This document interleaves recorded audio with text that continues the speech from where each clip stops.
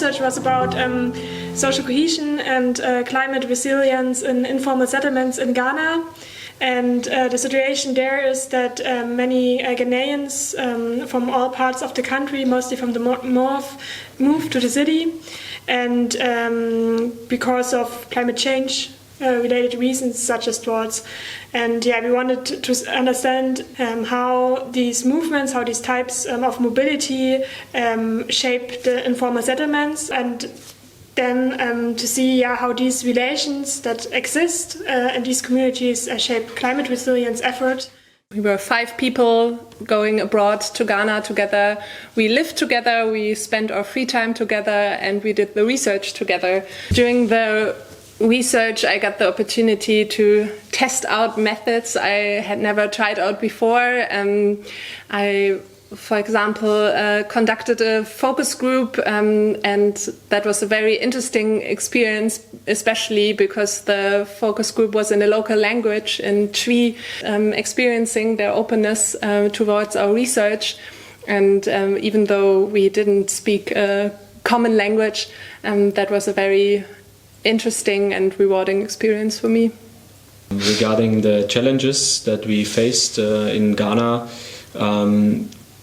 for the field work, for the research, we planned a lot, we conceptualized a lot, but always when you're on the ground in the field, or when you go to abroad to do the field work, of course there are external factors or things that you don't that you cannot plan beforehand, or things change once you're there.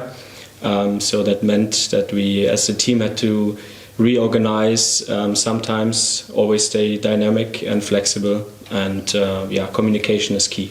And regarding the results, what we also found was that the communities that were affected by flooding, that there were also external or rather urban planning factors that exacerbated the flooding for them, such as poor waste management, poor infrastructure.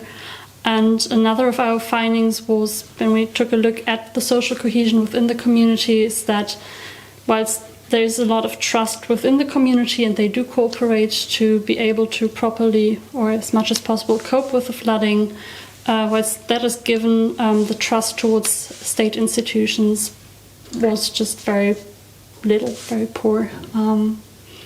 So that was also one of the findings of our research. You could look back and see how you learned from each other and how you learn to build on the team that you have, and you see who can do, who has what strength, and I think that's really, really precious. A striking learning experience for me was the cooperation or collaboration with our partners in Ghana, that we could work with together and discuss the topic and got different perspectives on the issue. Meeting all the people we met, sharing stories, sharing experiences, learning from each other, learning from my teammates, but also learning from other researchers, from Ghanaian researchers.